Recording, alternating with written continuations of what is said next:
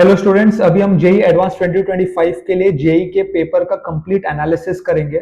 Data और statistics के base पर मैं आपको बताऊंगा पेपर कैसे बनता है, कौन से वो 10-10 चैप्टर हैं जो आपको तीनों सब्जेक्ट में पढ़ने हैं, किस सेक्शन से कैसे क्वेश्चंस आते हैं, कितने मार्क्स के आते हैं, वेटेज क्या मार्क्स लाना है रैंक के लिए, सब कुछ मैं डिटेल में आपको बताऊंगा। ठीक है, अगर आप जेई के एस्पिरेंट हो, जेई एडवांस देने वाले हो, वैसे तो अभी रिस्पॉन्स शीट आ गया है अप्रैल अटेम्प्ट का भी, तो आपको थोड़ा बहुत परसेंटाइल का आइडिया लग गया होगा। तो आपने अगर जेई एडवांस का आपको लगता है आप एलिजिबल हो जाओगे, तो आपको तैयारी डेफिनेटली आई एम श्योर आपकी तैयारी चालू होगी। ठीक है, ऑलमोस्ट एक महीने का ही वक्त बचा है। 18 मई को आपका पेपर है और आज 14 अप्रैल है, तो 32 डेज 34 डेज बचे हैं।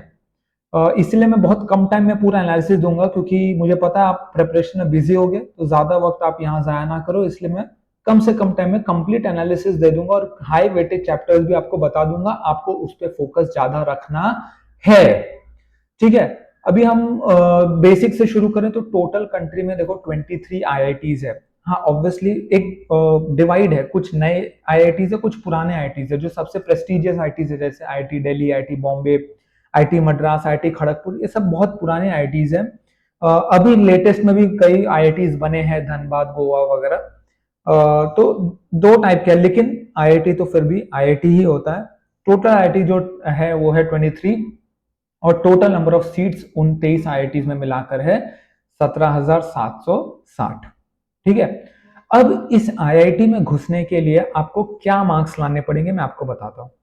अगर आपको ऑल इंडिया रैंक 1 लाना है तो आपको कम से कम 92% ऑफ द मार्क्स स्कोर करना पड़ेगा। मैं यहाँ पे आपको एक बेंचमार्क देता हूं, रैंक 5000। ठीक है, 5000 के अंदर रैंक लाना है अपने को। क्यों, मैं आपको बताता हूं। अगर आपका रैंक 5000 या उससे कम होगा ना, तो भले आपको बेस्ट ब्रांच ना मिले, लेकिन एक पुरानी आईआईटी में सीट मिल जाएगी। 5000 के आगे जाओगे ना, तो थोड़ा नया नया आईआईटी आपको मिलने लगेगा, पुरानी आईआईटी से आपका नंबर चले जाएगा। इसलिए 5000 जो एक आइडल रैंक है, उसके कम में आप रहोगे 1 से 5000 में, तो आपको बेस्ट सीट मिल जाएगी।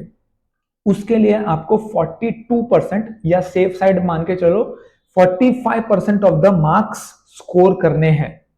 ठीक है, 360 का, और अब 2-3 साल से 360 नंबर का पेपर बन रहा है, तो उसका 45% कैलकुलेट कर लो, उतना मार्क्स आपको लाना है। बट अगेन आईआईटी का पैटर्न कुछ फिक्स नहीं होता, तो अगर 360 से कुछ चेंज भी हो गया तो आप मान के चलो 45% मार्क्स आपको स्कोर करना है।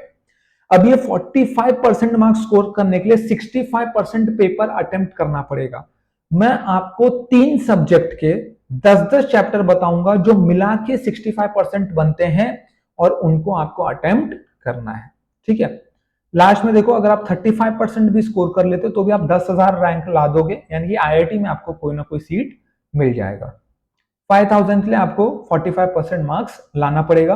लास्ट 4 साल का अगर पेपर पैटर्न देखें तो 102 क्वेश्चंस जेई एडवांस में आ रहे हैं, दोनों पेपर मिला के। 2 पेपर होता है अगर आपको नहीं पता है तो, और टोटल जो मार्क्स है वो है 360 मार्क्स। 2024 का अगर पैटर्न देखें हम लोग, ठीक है, तो इन 102 क्वेश्चन में 48 क्वेश्चन, इसको मैं एक काम करता हूं, थोड़ा लाइट कलर दे देता हूं, आपको अच्छा लगेगा। चलो, इन 102 क्वेश्चन में 48 क्वेश्चन जो है वो सिंगल करेक्ट थे, 18 क्वेश्चन मल्टीपल करेक्ट थे, और न्यूमेरिकल जो थे वो 36 क्वेश्चन थे। और मार्क्स जो है 144 सिंगल करेक्ट को था, 72 मार्क्स दिया था मल्टीपल करेक्ट को, और 144 मार्क्स दिया था न्यूमेरिकल टाइप को। इसीलिए 2024 में कट ऑफ बहुत ऊपर चला गया, इसलिए क्योंकि आपका सिंगल करेक्ट ज्यादा था मल्टीपल करेक्ट से। जब जब ऐसा होता है कट ऑफ ऊपर चले जाता है, और मैं समझ सकता हूं आप इमेजिन कर पा रहे होंगे क्यों। टफनेस की बात करें तो देखो 50% ऑफ द पेपर जो है वो मॉडरेट टफनेस आता है, 25% जो है वो इजी पेपर आता है, और 25% जो है टफ पेपर आता है।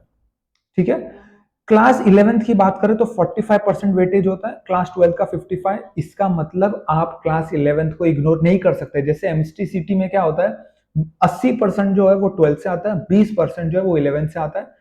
तो अक्सर स्टूडेंट्स 11th का स्किप कर देते हैं क्योंकि 20% वेटेज होता है। बट जेई एडवांस में ऐसा कुछ नहीं है। इनफैक्ट जो क्वेश्चन है वो बहुत मल्टी कॉन्सेप्ट होते हैं, तो 11th 12th के कॉन्सेप्ट को मिला के भी क्वेश्चन बनाया जा सकता है। अब इंडिविजुअल सब्जेक्ट की बात करते हैं फिजिक्स का। तो अगर आप 2024 का डेटा देखेंगे, percentage of marks among unit, सबसे ज्यादा जो है मैकेनिक्स 1 से क्वेश्चन आए थे, दैट इज 20, इलेक्ट्रोमैग्नेटिज्म से आता है विच इज 28%। फिर मैकेनिक्स 1 से आए थे 23%, मैकेनिक्स 2 से आपके 19% का पेपर आया था, ऑप्टिक्स से 18, थर्मो से 6, मॉडर्न से 3% और मिसलेनियस 3% था।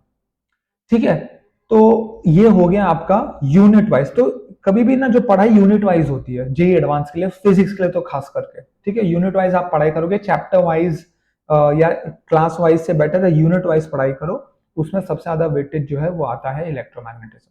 ये पिछले साल का डेटा है। अब लास्ट 3 साल का मैं चैप्टर वाइज बताऊं तो ये 11 चैप्टर आपको जरूर से पढ़ना है फिजिक्स में। आपका फिजिक्स का ऑलमोस्ट 67-68% ऑफ द पेपर आपके अटेम्प्ट के रेंज में आ जाएगा। उसमें जो सबसे पहला है वो है रे ऑप्टिक्स, जिसमें से 10 से 11% के मार्क्स के क्वेश्चंस बनते हैं। बहुत इंपॉर्टेंट है ये रे ऑप्टिक्स, मेंस में भी ज्यादा देखने को मिला, एडवांस में भी ज्यादा देखने को मिल सकता है, ये मैं आपको अभी बता देता हूं।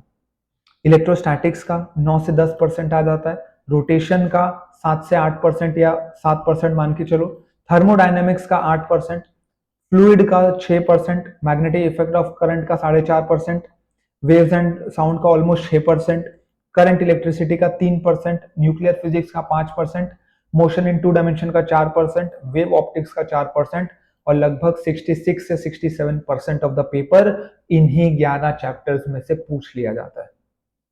हाई वेटेज चैप्टर्स है ये, ठीक है। इसके बाद आ जाते हैं केमिस्ट्री पे। देखो केमिस्ट्री जो है ना वो आपका बहुत स्ट्रांग होना चाहिए, क्योंकि पूरे पेपर का 35 to 40% केमिस्ट्री अकेला होल्ड करता है। सबसे ज्यादा केमिस्ट्री का वेटेज होता है और इजी भी माना जाता है, तो स्टूडेंट्स उसको भर भर के अटेम्प्ट करते हैं obviously in compare to others. Chemistry strong रखो।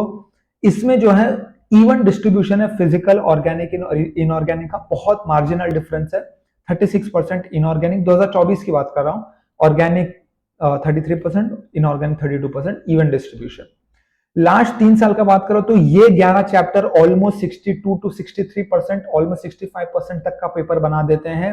ये 11 आपने अच्छे से कर लिए तो आपका काफी रेंज हो जाएगा अटेम्प्ट करने का। पी ब्लॉक एलिमेंट्स में से बहुत क्वेश्चंस पूछे जा रहे हैं लास्ट 3 साल में, लगभग 10% of the chemistry P block से होता है। एल्कोहल्स, फिनोल्स और ईथर्स 8.3%, कोऑर्डिनेशन कंपाउंड आपका लगभग 7% पेपर बनाता है, थर्मो केमिस्ट्री का 7% बनाता है, केमिकल बॉन्डिंग जो है वो 5.8% बनाता है, कार्बोक्सिलिक एसिड डेरिवेटिव्स 5.3% बनाता है, इलेक्ट्रोकेमिस्ट्री 4.4% बनाता है, chemical kinetics 4.2%, amines 3.9%, redox reaction almost 4%, aldehydes and ketones almost 3.5 to 4%। ठीक है, फिर आ जाते हैं हम मैथ्स में। मैथ्स में अब देखो सबसे ज्यादा क्वेश्चन कहां से आते हैं, कैलकुलस। और ये अच्छी बात है, कैलकुलस में सिली मिस्टेक नहीं होता। और आप देखो, आप पेपर उठाओ, जनरल ट्रेंड क्या पता है, कैलकुलस और अलजेब्रा में हमेशा एक फाइट होता है कि कौन ज्यादा परसेंटेज बनाएगा। 2024 में कैलकुलस बनाया था, लेकिन ये बदल भी सकता है, अलजेब्रा भी अच्छा खासा पूछा जाता है। 2024 की बात करें तो कैलकुलस जो था वो 35% था, एल्जेब्रा जो था वो 25% था, कोऑर्डिनेट ज्योमेट्री वो 15% था, वेक्टर 16% था, ट्रिग्नोमेट्री 8% था और मिसलेनियस से 3% क्वेश्चंस थे। लास्ट 3 साल में बात करें तो ये 11 चैप्टर ऑलमोस्ट 63 to 65% आपके चैप्टर्स आपके पेपर को बना देते हैं। मेट्राइसिस सबसे ज्यादा क्वेश्चन, मेट्राइसिस एंड डिटरमिनेंट, बच्चे हल्के में लेते हैं इसको, सबसे ज्यादा एडवांस में पूछा जाता है मेट्राइसिस और डिटरमिनेंट। 7.5%, 7% लगभग कॉम्प्लेक्स नंबर, 7% 3D ज्योमेट्री, 6.5% के आसपास लिमिट्स पूछा जाता है और 6% के आसपास प्रोबेबिलिटी पूछा जाता है। इंटीग्रेशन, डेफिनेट इंटीग्रेशन से ऑलमोस्ट 5.5%, 5.5 से 6% ट्रिगो के इक्वेशंस भी आ जाता है, ट्रिग्नोमेट्री इक्वेशंस। 5 से 5.5% तक vector algebra, almost 5%, 4.5-5% permutation combination, parabola और एरिया अंडर द कर्व से लगभग 4% ऑफ द पेपर आता है। ये मैंने आपको सारे हाई वेटेज चैप्टर्स बता दिए हैं, कैसे क्वेश्चंस बनते हैं, कितने मार्क्स से, सब मैंने आपको जो जनरल डिटेल इंफॉर्मेशन है वो आपको दे दिया है। एक बात और, ये जो स्टैटिस्टिक्स है वो मैथेंगो के यूट्यूब चैनल से लिया गया है, उनका भी लिंक मैं डिस्क्रिप्शन में डाल दूंगा। ये मेरे अपने स्टैटिस्टिक्स नहीं है, ठीक है। अगर ये वीडियो आपको पसंद आया है तो प्लीज चैनल को सब्सक्राइब कर लो, कमेंट करो, आपको कुछ भी डाउट है कमेंट करो, पूछो, मैं जैसा हो सके आपकी मदद करूंगा। ये वीडियो यहां तक आपने देखा तो thank you very much. All the best for your JEE advance exam. सबसे इंपॉर्टेंट बात, पढ़ाई करना नहीं भूलना है।